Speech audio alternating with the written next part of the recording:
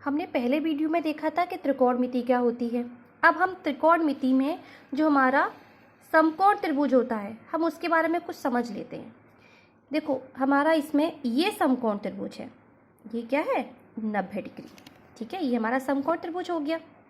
अब समकोण त्रिभुज में मान लो ये हमारी कुतुब मीनार हो गई या कोई बिल्डिंग हो गई और हम यहाँ खड़े हैं, और हम इसकी चोटी को देख रहे हैं, तो एक कोण बना ये, ठीक है, बन गया एक कोण बना, ठीक है। कोण आप पढ़ चुके हो, 8th लेवल तक भी पढ़ चुके हो, 9th में भी पढ़ा था, रिमेडियल क्लास में भी पढ़ा था आपने। कोण किसे कहते हैं कि दो भुजाओं के बीच में ये कोण बनता है। तो आपने क्या किया, एक कुतुब मीनार देख रही हो जमीन से, कुतुब मीनार की चोटी देखने पर आपकी आँखों और धरती मतलब के बीच में, धरती से लेके चोटी के बीच में एक कोण बन गया ये। तो हम जहाँ कोण बना है उसे कहते हैं आधार, ठीक है। ये जो कोण के सामने वाली भुजा हो इसे बोलते हैं लंब, और जो ये तिरछी लाइन है, सबसे लंबी लाइन होती है ये, इसे बोलते हैं हम कर्ण, ठीक है। तो हमारा आधार जिस पे कोण बन रहा है, हमेशा आधार और कर्ण के बीच में ही कोण बनता है समकोण त्रिभुज में, ठीक है। जो ट्रिग्नोमेट्री में हम कोण का मेजरमेंट, कोण तो हमारा ये भी हो गया, दो भुजाओं के बीच में 90 डिग्री का कोण भी हो गया, लेकिन जो माप हम यहाँ करेंगे त्रिकोणमिति में उसमें कर्ण और आधार के बीच का लेंगे। तो अभी हमारा ये कोण है तो ये आधार हो गया, कोण के सामने वाली भुजा लंब हो गई, ठीक है। 90 डिग्री का जो कोण बनता है वो लंब और आधार के बीच में ही बनता है। समकोण त्रिभुज के सामने वाली भुजा जो तिरछी भुजा होगी वो कर्ण हो गया। अब हमारी एक कंडीशन और हम ये कर लेते हैं, मान लो अभी हमने कुतुब मीनार का एग्जाम्पल लिया, अब हम लें ये ए बी और सी।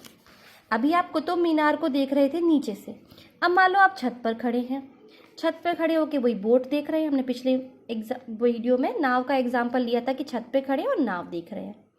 अब कौन सा कोण बना, नाव की लाइन और इस लाइन के बीच में ये कोण बना, ठीक है, क्योंकि आप यहाँ पर खड़े हैं। तो एक क्या बना कोण, ये वाला कोण बना। अब जब ये कोण बना, ये तो 90 डिग्री है ही है, ये तो 90 डिग्री है ही है कोण, ठीक है। हम बात कर रहे हैं इन दोनों कोणों की। पहले हमारा कोण ये था, अब हमारा कोण ए ये हो गया। तो जब ये हो गया तो हमारा आधार क्या होगा, ये आधार हमारा ये होगा, ठीक है। जब आधार ये कोण के सामने वाली भुजा मतलब 90 डिग्री की दूसरी वाली भुजा क्या हो गई, लंब, और 90 डिग्री के सामने वाली जो तिरछी भुजा थी वो हो गया हमारा कर्ण, ठीक है। अब सबसे पहले हम समझते हैं पाइथागोरस प्रमेय। इस आपके इस बार उसमें नहीं है 10th क्लास में, ये तो 8th क्लास में थी, लेकिन मैं समझाई दे रही हूँ कि इस प्रमेय के बिना हमारी ट्रिग्नोमेट्री सॉल्व नहीं होगी। हमारी पाइथागोरस प्रमेय क्या कहती है, कर्ण का वर्ग बराबर लंब का वर्ग प्लस आधार का वर्ग। मतलब जो सबसे लंबी वाली भुजा है तिरछी भुजा, उसका वर्ग बराबर इन दोनों के वर्गों का योग, ठीक है। अब हम कोई एग्जाम्पल सॉल्व कर लेते हैं। जैसे मान लो आपके पास, अभी हम ट्रिग्नोमेट्री पे नहीं पहुंचे बेटा, अभी हम समकोण त्रिभुज के बारे में पढ़ रहे हैं। मान लीजिए ये आपका 3 है, ये आपका 4 है, मतलब इस भुजा की लंबाई 3 है और इस भुजा की लंबाई 4 है। अब AC कैसे निकालोगे, ठीक है, AC निकालना है। तो AC क्या है हमारा, कर्ण। तो कर्ण का वर्ग बराबर लंब का वर्ग प्लस आधार का वर्ग। अभी यहाँ पे कोई भी आधार ले लो, कोई भी लंब ले लो, क्योंकि हमने कोण कोई नहीं माना है। तो कर्ण का वर्ग मतलब AC का वर्ग, लंब का वर्ग मतलब AB मान लो, AB का वर्ग प्लस BC का वर्ग। अब बराबर AB पता है हमें 3,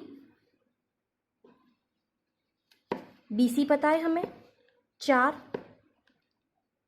तो 9 + 16 25 AC का वर्ग, तो AC बराबर, जब वर्ग हटा उधर गया उल्टा हो जाएगा, √25, जोड़ा बन गया 5 × 5, जोड़ा बनने के बाद वो चीज़ बाहर आ जाती है और अंडर रूट हट जाता है, तो 5, तो ये कितना आ गया 5। तो इस पाइथागोरस प्रमेय से हमें दो चीज़ें दी हों, चाहे हमें ये दो चीज़ें दी हों तो हम आधार निकाल लेंगे, वो लंब निकाल लेंगे, चाहे लंब और कर्ण दिया हो तो हम आधार निकाल लेंगे, आधार और लंब दिया हो तो हम कर्ण निकाल लेंगे। एक और एग्जाम्पल देख लो, मान लो इसी एग्जाम्पल को लेते हैं, लेकिन बस हम ये सोचेंगे कि ABC, इसमें हमें मान लो 3 दिया है और 5 दिया है। अब ये आधार नहीं दिया तो हमारा वही हो जाएगा कर्ण का वर्ग, लंब का वर्ग प्लस आधार का वर्ग। अब हमें क्या नहीं दिया है, आधार नहीं दिया है, कर्ण दिया है, तो कर्ण की जगह कर्ण रख दो 5 का स्क्वायर। लंब दिया है, लंब की जगह लंब रख दो 3 का स्क्वायर। आधार नहीं दिया तो आधार की जगह आधार ही रहने दो, आधार का वर्ग। ठीक है, ये हमारा कितना हो गया 25, क्योंकि 5 × 25, ये 3 त्रिका 9 प्लस आधार का वर्ग। अब हम आधार को इधर ही रहने देंगे, 9 को उधर ले जाएंगे, तो आधार का वर्ग बराबर 25 - 9 बराबर कितना हो गया 16। अब आधार बराबर कितना हो गया, तो हमारा अंडर रूट आ जाएगा 16 पे, और 16 का बताने की जरूरत नहीं है, 4 और 4 का जोड़ा बनेगा, 4 × 4 = 16, तो 4 हमारा आगे आ जाएगा, तो हमारा ये 4 हो गया। ऐसे हम इन तीनों में से कोई भी एक चीज़ निकाल सकते हैं। आगे के सवाल हम नेक्स्ट वीडियो में हल करेंगे।